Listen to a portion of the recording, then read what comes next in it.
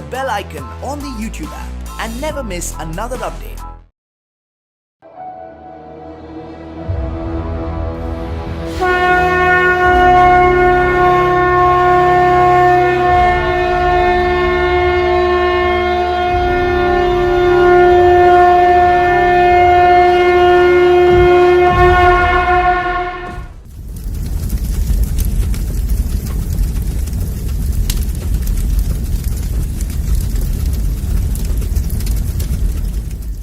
राह संघर्षों की जो चलता है वो ही दुनिया बदलता है।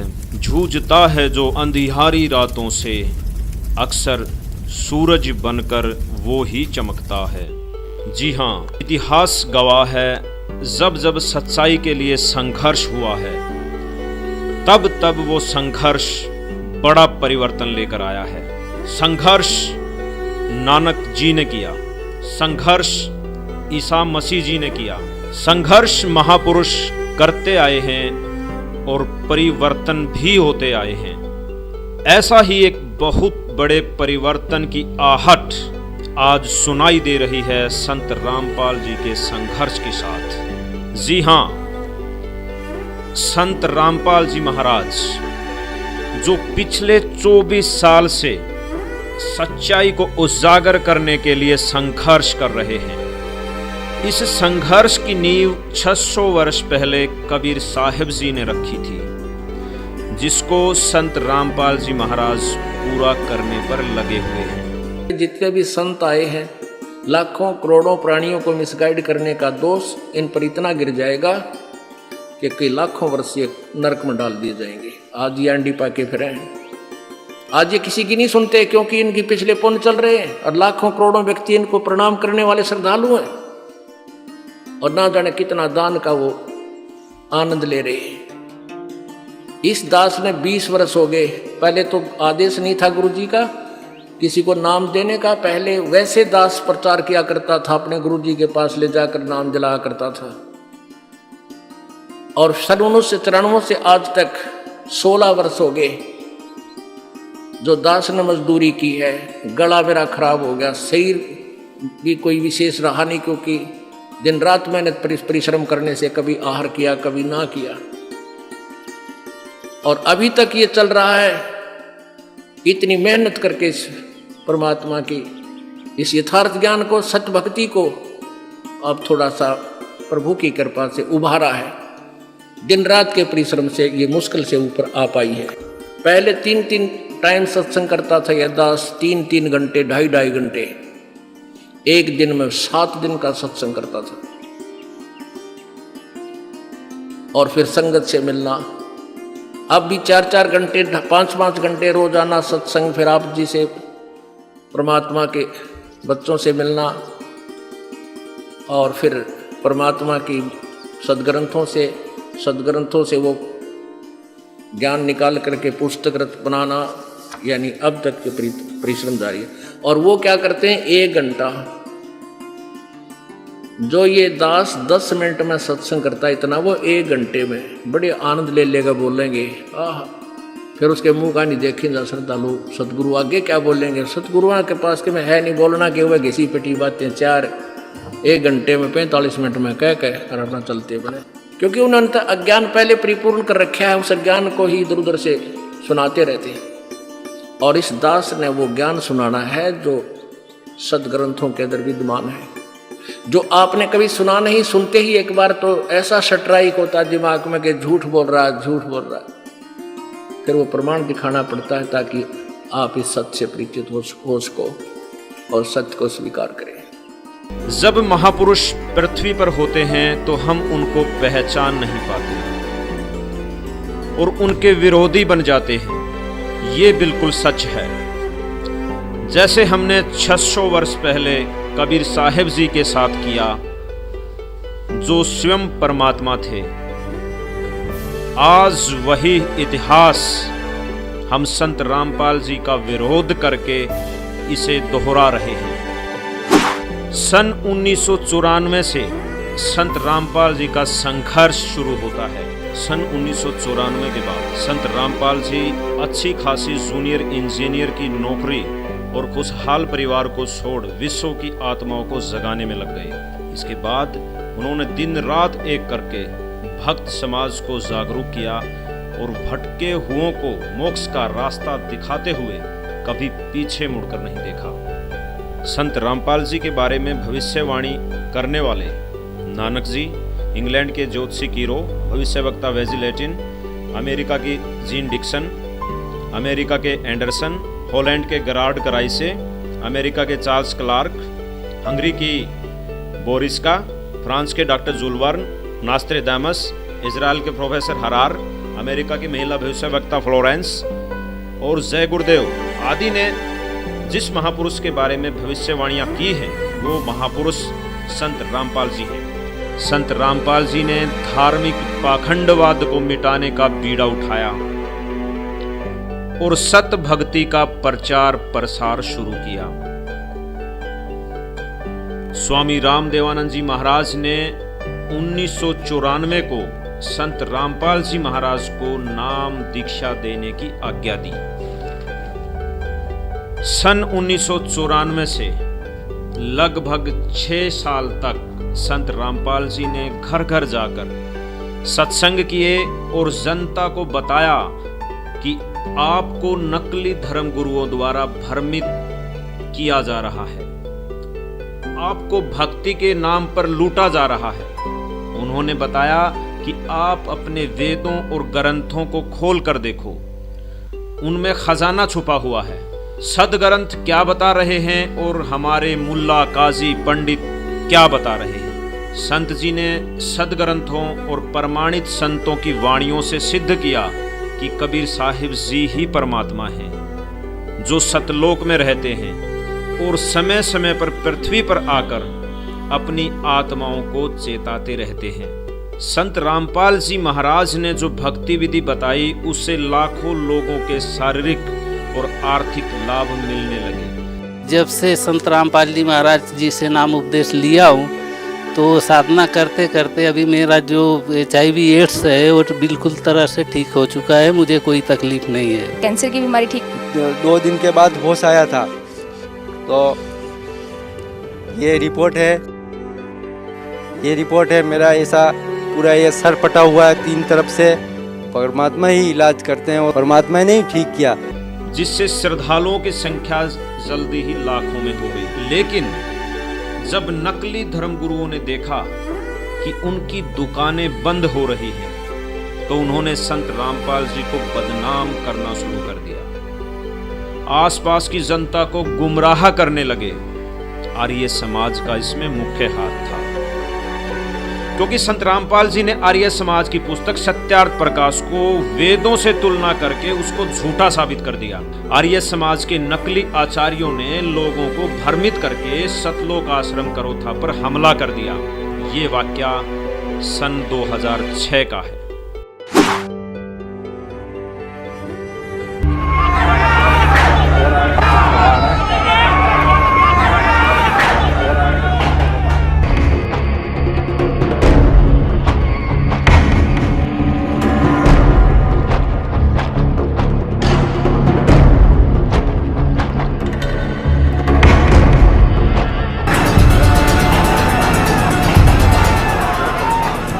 अब आपको दिखाते हैं किस तरह से सतलोक आश्रम पर कब्जा किया है और पुलिस मूक दर्शक बनकर अभी भी देख रही है।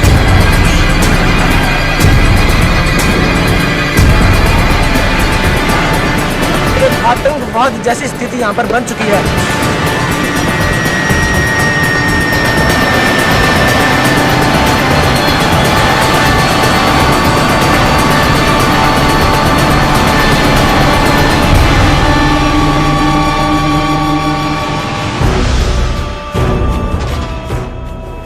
इस संत के ज्ञान का उत्तर ज्ञान से न देकर लाठी व बंदूकों से दिया गया।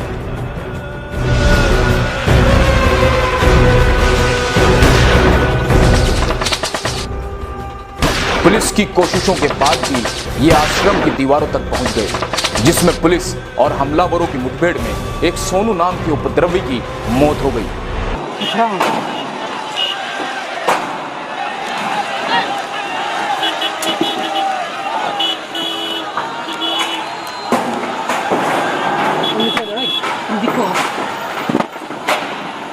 मेरा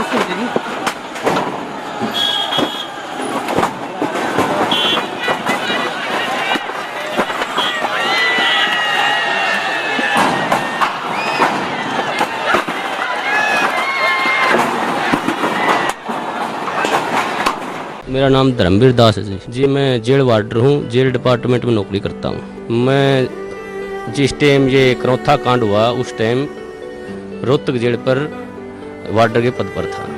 तो फिर कुछ दिन के बाद पता चला भाई संत रामपाल जी महाराज रोहतक जेल में आएंगे। तो हमारी वहाँ पर ड्यूटी थी, हमने देखा, सोचा भाई यहीं बात करेंगे, आके पूछेंगे उनसे क्या ये वास्तविक सच्चाई है। उसके बाद फिर गुरु जी जेल में आए। जेल में आने के बाद वो दिन मैं उस दिन को बहुत खुशकिस्मत मानता हूँ कि उस दौरान मेरी जहाँ पर गुरुजी बंद थे वहाँ पर मेरी ड्यूटी लगी हुई थी।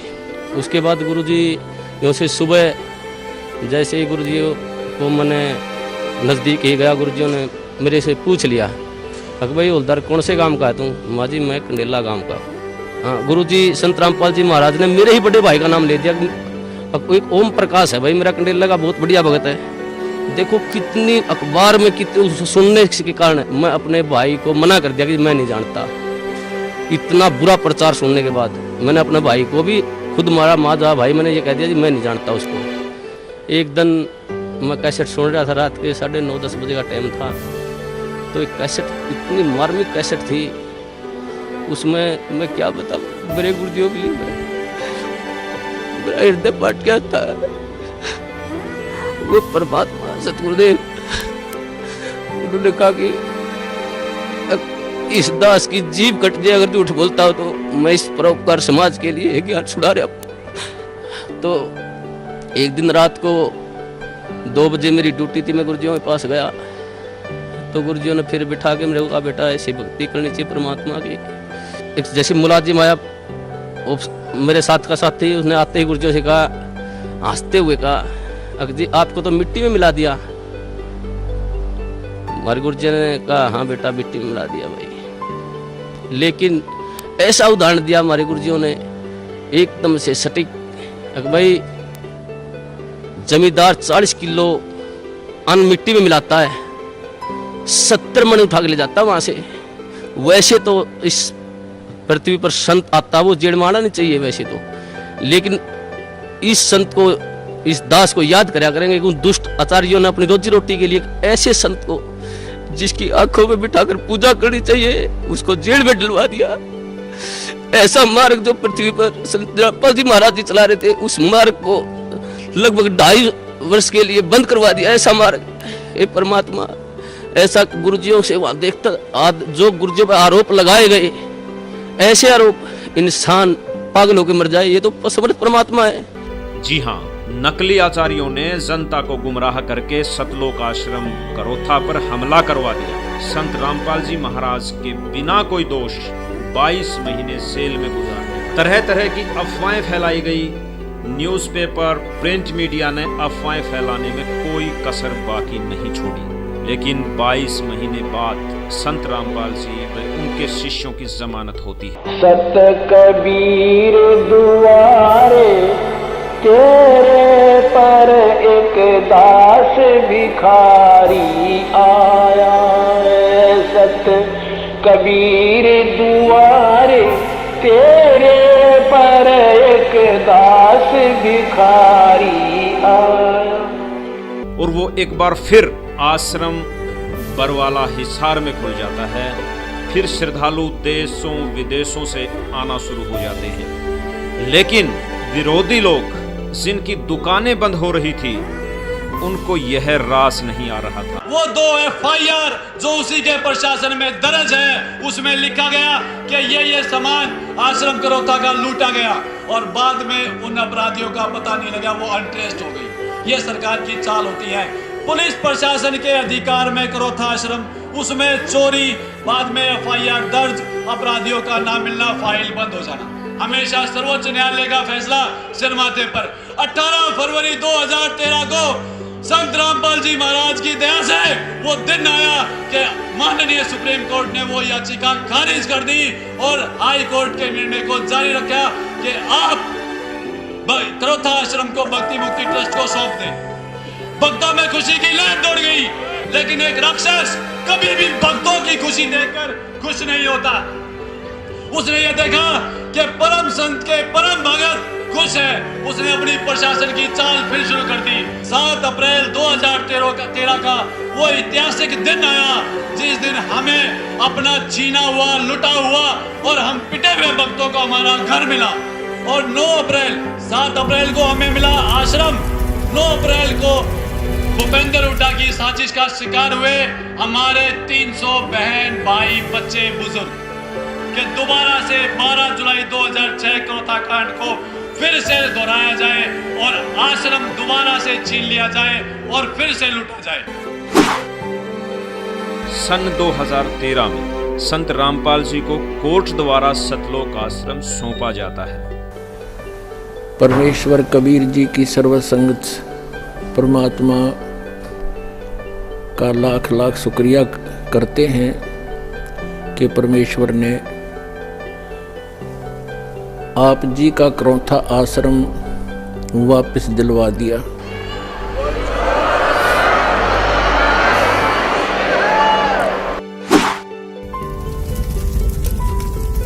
एक बार फिर सतलोक आश्रम पर उन्हीं उपद्रवियों द्वारा हमला किया जाता है। पुलिस और उपद्रवियों की झड़प होती है। एक बार फिर वही चीजें दोहराई जाती हैं जो 2006 में दोहराई गई थी। संत रामपाल जी पर फिर झूठा मुकदमा बनाया जाता है, जबकि संत रामपाल जी तो करोथा में थे ही नहीं। वे तो वहां से लगभग 150 किलोमीटर दूर बरवाला आश्रम में सत्संग कर रहे थे। एक बार फिर झूठ का पुलिंदा बनाया जाता है। तत्कालीन सरकार भी विरोधियों का सहयोग करती है, जैसे 2006 में किया गया था। अब और जुल्म पे जुल्म किए जाते हैं। सन 2014 आता है। अब चौथी बार फिर आश्रम पर हमला किया जाता है। अब की बार हमला करने वाला खुद प्रशासन था, खुद सरकार थी। संत रामपाल जी के 6 शिष्यों को पुलिस मार डालती है। और इसमें सबसे बड़ी जो आश्चर्यजनक बात थी वो ये थी कि इनका दोष भी संत रामपाल जी पर गढ़ दिया जाता है, उनके शिष्यों के सिर लगा दिया जाता है। 18 नवंबर 2014 को ये हमला किया जाता है। सभी षड्यंत्रकारी ताकतें संत रामपाल जी के खिलाफ कार्य कर रही होती हैं। जैसे 600 वर्ष पहले कबीर परमात्मा जी के साथ तत्कालीन राजा ने किया था। संत रामपाल जी को झूठे मुकदमों में फंसाया गया, तरह तरह के आरोप लगाकर टॉर्चर किया गया।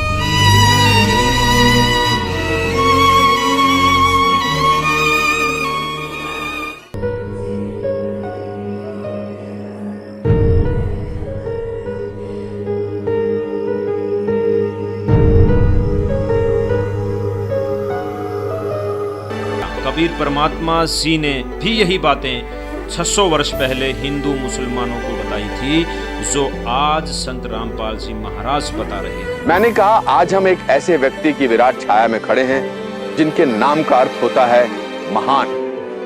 कहते हैं पेशे से वो बुनकर थे, कपड़ा बुनने का काम करते थे, लेकिन अपने समाज के लिए वो ऐसी बातें बुनकर कहकर चले गए कि आज उनके बगैर भारत की कहानी अधूरी है।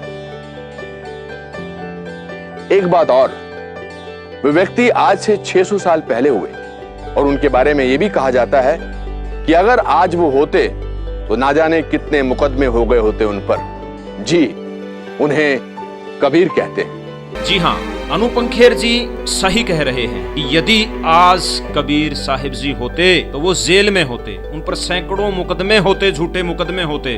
अनुपम खेर जी, आपकी बात बिल्कुल सच है। कबीर साहिब जी ने भी पाखंडवाद के विरुद्ध आवाज उठाई और आज संत रामपाल जी महाराज भी पाखंडवाद के विरुद्ध आवाज उठा रहे हैं। ये स्वयं कबीर साहिब हैं और आज जेल में हैं, लेकिन जेल में होने के बावजूद संत रामपाल जी महाराज से लाखों भक्त जुड़ रहे हैं। दिन प्रतिदिन श्रद्धालुओं की संख्या बढ़ती जा रही है। संत रामपाल जी महाराज जल्दी ही इस विश्व को परिवर्तन करने वाले हैं। इनको कोई आम आदमी मानकर भूल न करें, इन्हें पहचाने, क्योंकि नानक जी के समय हम नानक जी को नहीं पहचान सके, कबीर साहिब जी के समय कबीर साहिब जी को नहीं पहचान सके।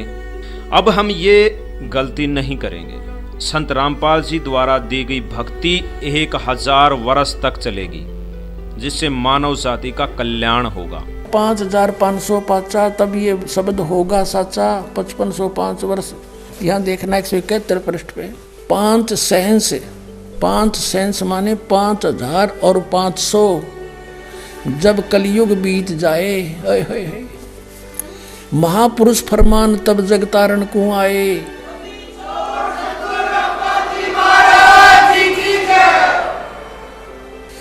ये कहा कि सब ही नारी और नर शुद्ध तब, जब ठीक का दिन आवंत, और कपट चातुरी छोड़ के वो शरण कबीर गहनते। बोलो सतगुरुदेव।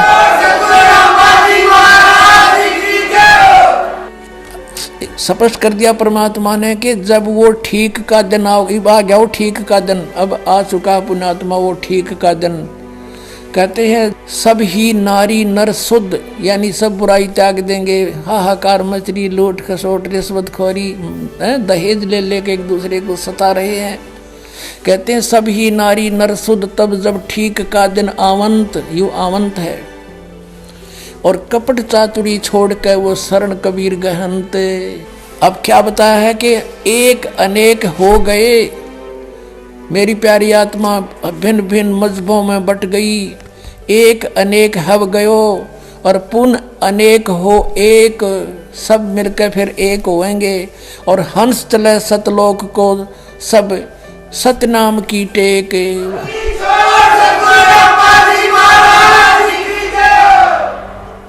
तो यहाँ बताते हैं, तो ऐसे इसका अर्थ ये बनाया है कि घर घर बोध विचार हो, दुर्मति दूर बहाए, और कलयुग में सब एक हो गए और बरते सहज स्वभाव। कति प्यार से रहा करेंगे, कोई किसी को दुखी नहीं करेगा, भगवान से डरने वाले हो जाएंगे। अब बगैर ज्ञान के हम ये सबको बदकुमत कर रहे थे, अब हमें ज्ञान हो जाएगा, फिर हम गलती बिल्कुल नहीं करेंगे, कर ही नहीं सकते। चलिए आज जान ही लेते हैं कि संत रामपाल जी क्या गुनाह करते जा रहे हैं। क्या भक्ति मार्ग में फैले पाखंडवाद को मिटाना गुनाह है? क्या दहेज प्रथा को खत्म करना गुनाह है? क्या भ्रूण हत्या को समाप्त करना गुनाह है? क्या मोक्ष का सच्चा रास्ता बताना गुनाह है? क्या विश्व भर से रिश्वतखोरी, मांसाहार और नशे को मिटाना गुनाह है? क्या स्वच्छ समाज का निर्माण करना गुनाह है? क्या भ्रष्टाचार पर आवाज उठाकर भ्रष्टाचार को मिटाना गुनाह है? या फिर लाखों परिवारों को सच्ची भक्ति देकर सुखी बनाना गुनाह है? अगर ये सब गुनाह हैं तो ये गुनाह होते रहेंगे, क्योंकि एक अच्छे समाज और विश्व कल्याण के लिए ये गुनाह जरूरी हैं। और आप सबसे भी अपील है कि आप भी इन गुनाहों में शामिल हो जाइए, क्योंकि परिवर्तन होने वाला है और दुनिया बदलने वाली है। जय हिंद, जय भारत।